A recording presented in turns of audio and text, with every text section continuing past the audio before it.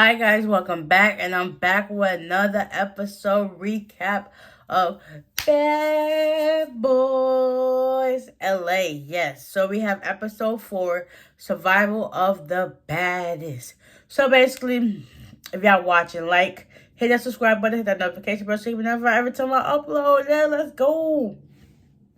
So basically, it continues off with they're at the club with a bowling alley.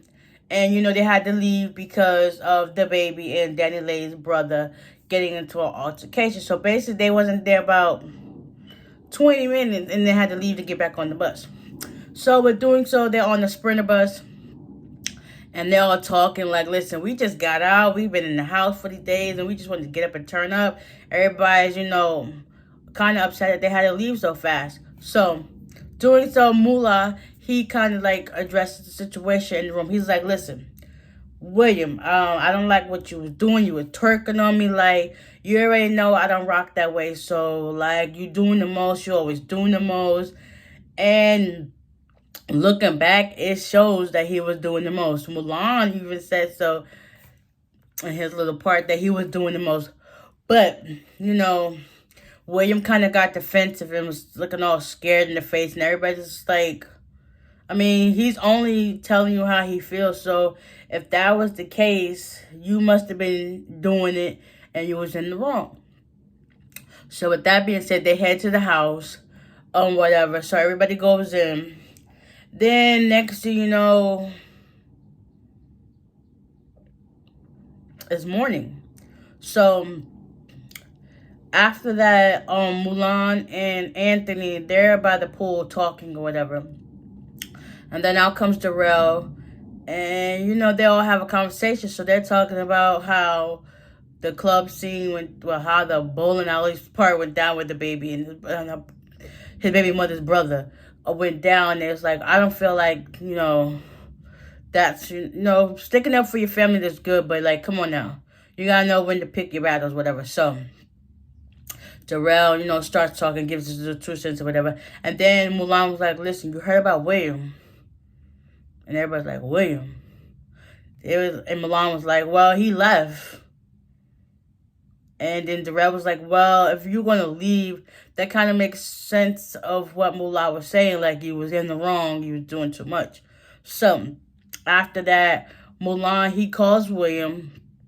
And he kind of trying to press the issue. Like, listen, why'd you up and leave? And William felt like they was going to jump him in his sleep. But it's like, if that was the case, if Moolah was going to hit you, he would have hit you while you was on the bus. He wouldn't think nothing of it. Yeah, so you all in your head getting yourself paranoid for what? Because of something you thought was going to happen that didn't happen. Yeah, that's when you assume things and you're wrong. You make a what? A donkey out of yourself. Yes, you do.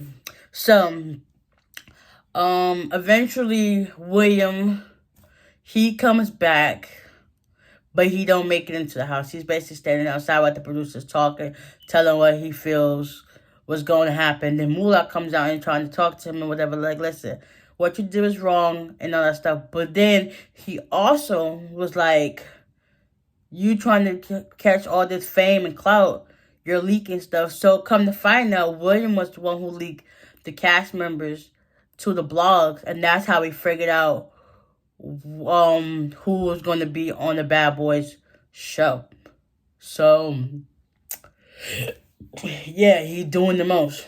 So I guess William thought Moolah was attacking him, and he ended up getting in the car and leaving.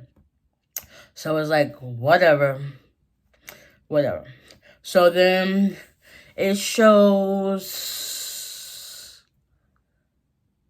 Dylan. He's kind of caught in the mix too, because William tried to put him in the mix of they're going to jump both of them because of William's insecurities, paranoia, whatever the case would be. And Dylan's like, that ain't got nothing to do with me. That's between you and him. Like, don't put me in there. So they're all trying to get William to come back to the house. William don't want to come back to the house. And then they all have a sit down talk or whatever. But before that, Carry On and Gutter, they have like a little one-on-one moment talk or whatever. And I kind of feel bad because it's like they're both, talking about how to deal with their parents. So Gutter ends up losing his stepdad and his biological dad. And he's like, well, how do you cope with it?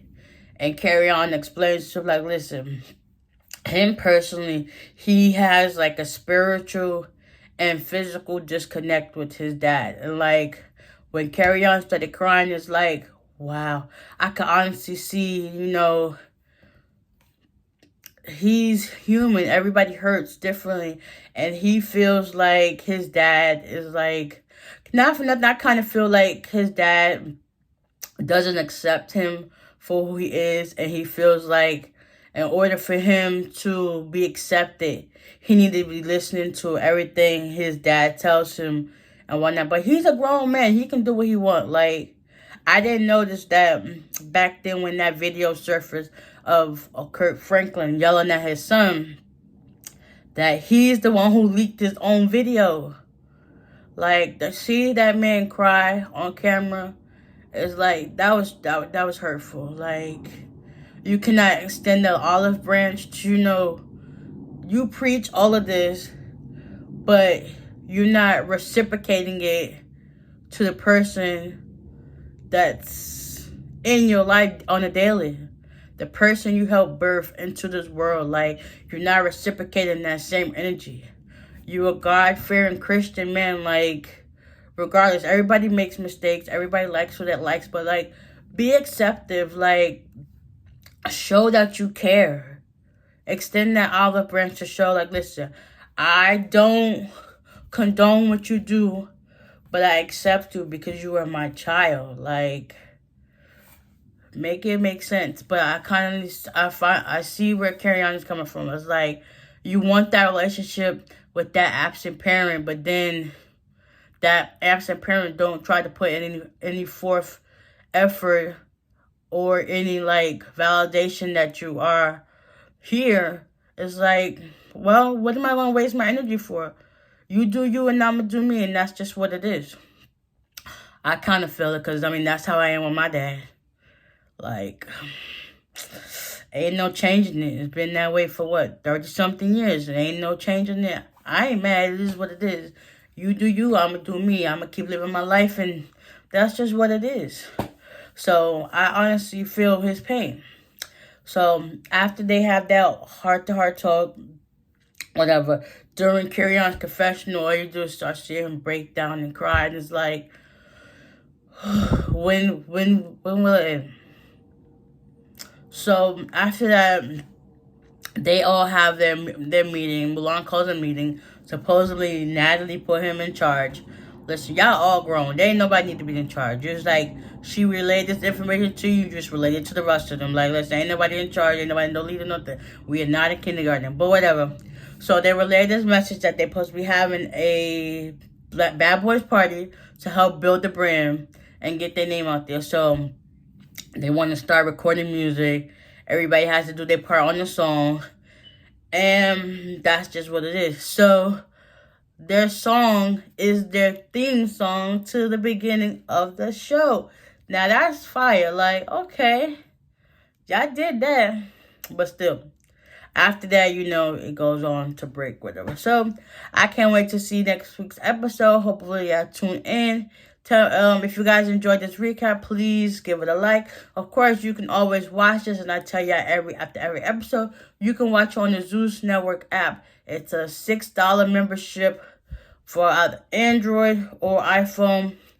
You can get it, monthly subscription. Watch it. Get in tune with the show. But with that being said, I hope you guys enjoy. Please give it a like, hit that subscribe button, hit that notification bell, and I will see y'all in the next one. Bye.